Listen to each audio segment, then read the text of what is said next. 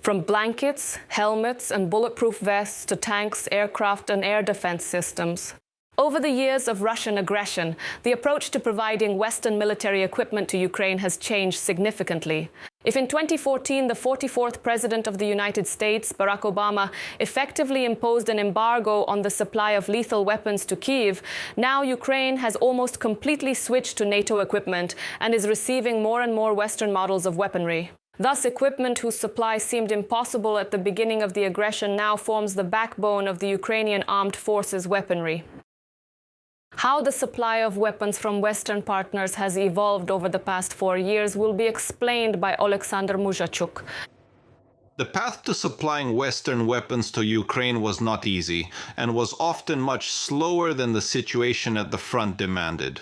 Since 2022, the provision of military equipment to the Ukrainian armed forces has progressed from light defensive weapons to heavy armored vehicles, long-range missiles, and aircraft. Not long ago, at the Munich Security Conference, Volodymyr Zelensky reminded Western partners how Ukraine had pleaded with them to provide light weapons in order to repel the Russian invasion. Before the invasion began, we told the world, act now. Please take preventive measures so that aggression does not happen. I said, we need javelins, stingers, and real weapons capable of stopping the Russian army so that they see we are not standing empty-handed. This was very important, but the most practical advice that General Milley could give Ukraine at that time was, dig trenches. That was the answer my commander-in-chief brought back to me.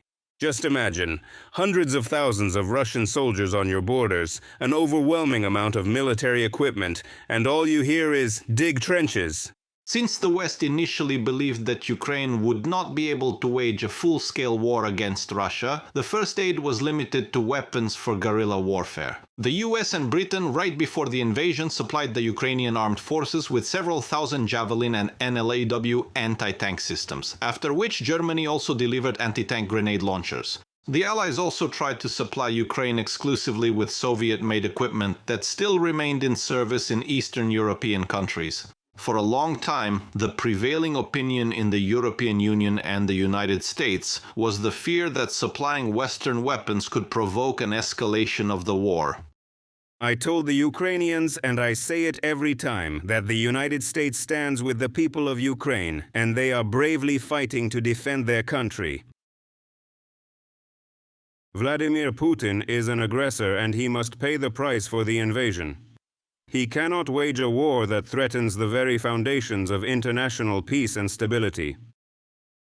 In the first months of the full-scale invasion, Russian artillery was firing about 1.5 million shells per month.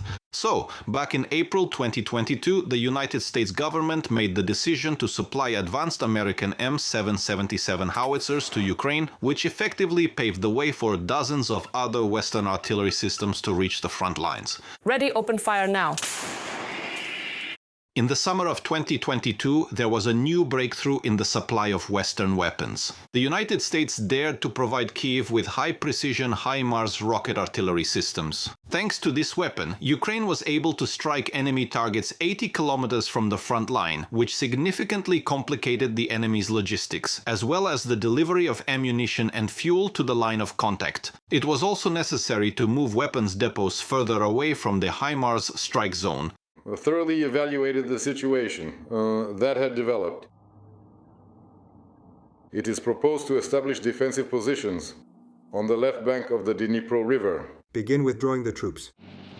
After the liberation of Kherson, the first half of 2023 was marked by the formation of the tank coalition. Ukraine convinced its Western partners that it was impossible to break through the Russian defenses without heavy armored vehicles. However, the United States and Germany were firmly opposed to providing their tanks. So, the first country to dare break the taboo was Britain, which delivered the Challenger 2.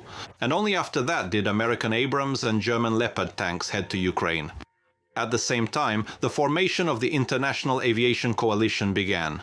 Back in June 2022, American congressmen submitted a bill for consideration regarding the training of Ukrainian pilots. And in May 2023, Britain and the Netherlands announced an initiative to create a platform to provide the Ukrainian armed forces with combat aviation, specifically F-16 fighter jets.